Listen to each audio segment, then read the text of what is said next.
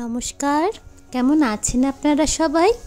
চলে এসেছি আবার নতুন একটি ভিডিও নিয়ে। আগের ভিডিওতে তো আপনাদের সাথে মুর্শিদাবাদ ঘোরার অর্ধেকটুকু শেয়ার করেছিলাম, আর আজকে করব বাকিটুকু। এই মুর্শিদাবাদ শহরের অলি গলি রাস্তায় যে ইতিহাস কথা বলে সে তো আমরা সকলেই জানি। তাই হাতে যদি 2-3 দিন সময় থাকে তাহলে এই শহরটি আপনি খুব ভালোভাবে ঘুরে দেখতে পারবেন। কিন্তু আমরা যেহেতু রাত্রিবাস করিনি, তাই একদিনের মধ্যে যতটুকু হয়েছে ততটুকুই ঘুরে দেখেছি। আগের ভিডিওতে তো আপনাদের সাথে জাহানকোষ, কাটরা মসজিদ শেয়ার করেছিলাম। আজকে শুরু করি, চলুন হাজারদুয়ারি থেকে। কাটরা মসজিদ থেকে বেরিয়ে একটু লাঞ্চ করে আমরা সোজা বেরিয়ে গিয়েছিলাম হাজারদুয়ারির উদ্দেশ্যে। আর এই দেখুন, হাজারদুয়ারি আসবো আর এই টাঙ্গা গাড়ি দেখবো না, তাই কখনো হয়? এই হাজারদুয়ারির সামনে প্রচুর ভিড় থাকায় আমরা গাড়িটা একটু দূরেই পার্ক করেছিলাম এবং ওই 5-7 মিনিট মতো হেঁটেই চলে গিয়েছিলাম। এই যে পৌঁছেও গিয়েছি, চলুন এবার চটপট টিকিটটা কেটে নিই।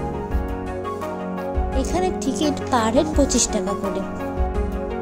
হাজারদুয়ারি প্যালেস নবাবী আমলের স্থাপত্যকলার এক উজ্জ্বল প্রতিফলন, তাই না বলুন? যারা ইতিহাস প্রেমী তারা তো জানি, আমরা যারা পর্যটক আছি তারাও এক অমোঘ টানে এই নবাবের শহরে বারে বারে ছুটে যায়। ব্রিটিশ যুগে বাংলার এক ঐতিহাসিক নিদর্শন চাক্ষুষ প্রত্যক্ষ করার রোমাঞ্চই অন্যরকম, তাই না বলুন?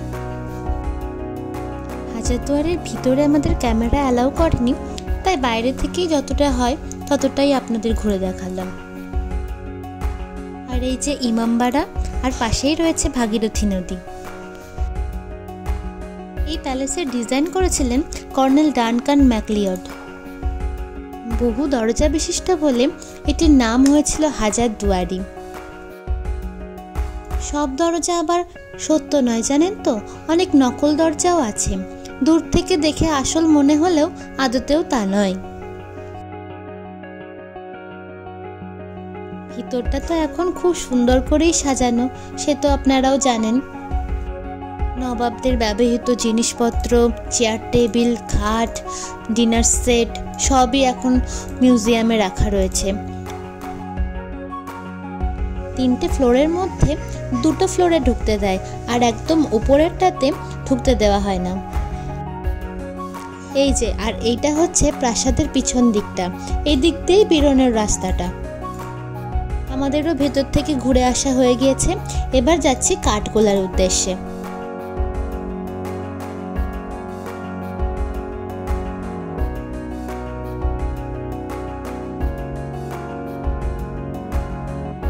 এই যে দেখুন, পৌঁছেও গিয়েছি কাঠগোলা প্রাসাদে। হাজারদুয়ারি প্রাসাদ থেকে এই কাঠগোলা বাগানবাড়ির দূরত্ব ওই 4 কিমি মতো। ওখান থেকে আমাদের আসতে ওই মোটামুটি 10 মিনিট মতো লেগেছিল। আর হ্যাঁ, এখানে টিকিট হচ্ছে 30 টাকা করে পার হেড। 45 একর জমির উপর এই বাগানে ঘেরা বিশাল স্থাপত্যটি মুগ্ধ করার মতোই। এই জায়গাটি কিনে বাগানবাড়ি তৈরি করেছিলেন রাজা লক্ষ্মীপত সিং দুগর। ওনারা 4 ভাই ছিলেন, জগপত সিং, মহিপত সিং, ধনপত সিং আর লক্ষ্মীপত সিং।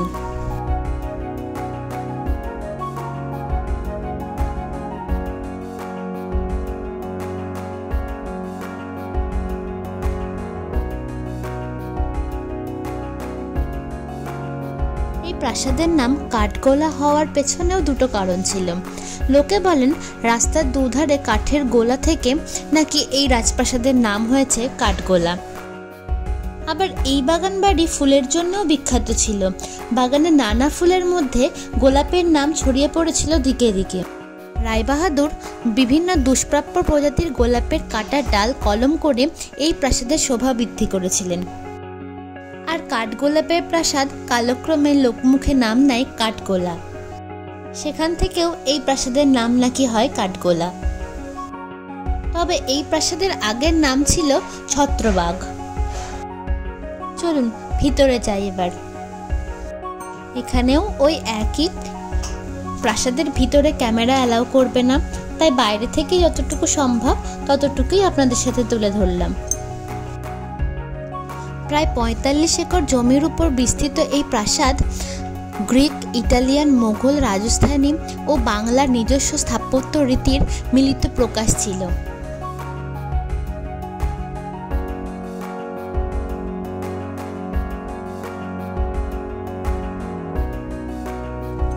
মাঝখানে এই পুকুর, চারদিকে বাঁধানো ঘাট দেখতে কি অপূর্ব লাগে, তাই না? এখানে অনেক বাংলা সিনেমার শুটিংও হয়েছে, সেটা আমরা জানি। আর তাছাড়াও প্রাসাদের অন্দরমহল এখনো সেই যুগের পরশ ধরে রেখেছে। সংরক্ষণ করা রয়েছে সমকালীন ঝাড়বাতি, আসবাবপত্র, বেলজিয়াম কাচের বিরাট আয়না, পাথরের তৈরি মূর্তি, আরও অনেক কিছু।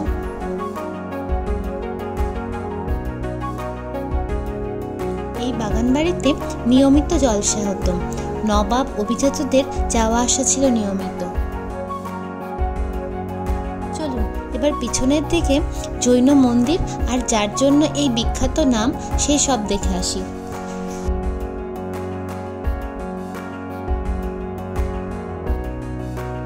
দেখেছেন কত রকম ফুলের পাহাড়। আর সত্যি বলতে এখানে যা গোলাপের বাহার দেখলাম, আমি সত্যিই কোথাও দেখিনি। এত বাহারি রং, এত রকম প্রজাতি আর এত বড় সাইজের গোলাপ সত্যিই মনোমুগ্ধকর।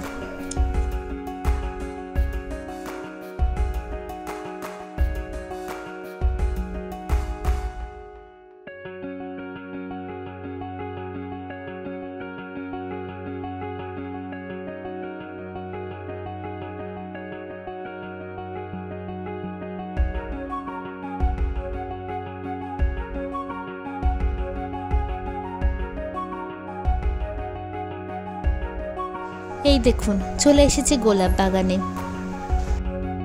আর এই গোলাপ বাগানের পাশেই রয়েছে জৈন মন্দির।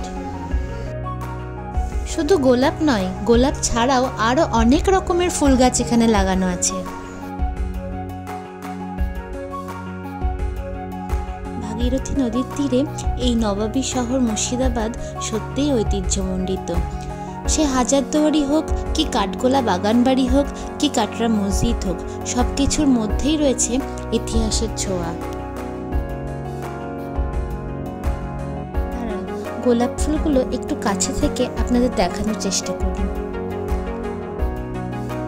কাছে থেকে না হলেও আশা করি বোঝাতে পারছি গোলাপগুলো ঠিক কত বড় আর কত রকমের।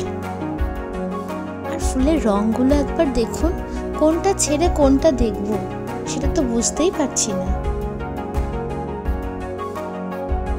গোলাপ ফুল মানুষের এমনিই ভালো লাগে, আর চোখের সামনে এত সুন্দর সুন্দর রঙিন গোলাপ দেখে সত্যিই মন যেন ভরে যায়। এই পিঙ্ক কালারের গোলাপটাও খুব সুন্দর লাগছিল।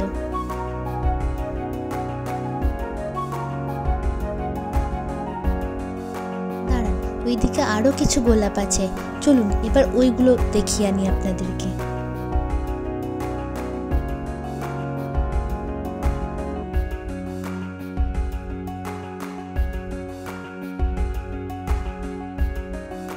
এই দেখুন, এই রঙের ফুলটা কি আনকমন কালার না?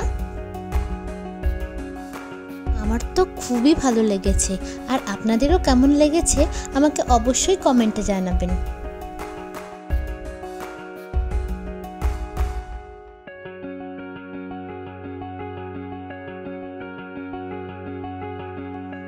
এই কাঠগোলা বাগান বাড়ির অন্যতম আদিনাথের জৈন মন্দির এই গোলাপ বাগানের ঠিক পাশেই রয়েছে।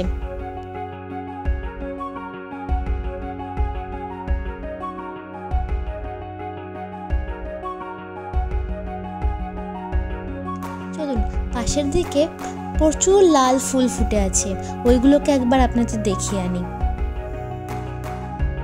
এই দেখুন, একসাথে এত লাল ফুল এক জায়গায়, কি ভালো লাগছে দেখতে, তাই না? কোনটা ছেড়ে কোনটার যে ভিডিও করব আমি তো বুঝতেই পারছি না।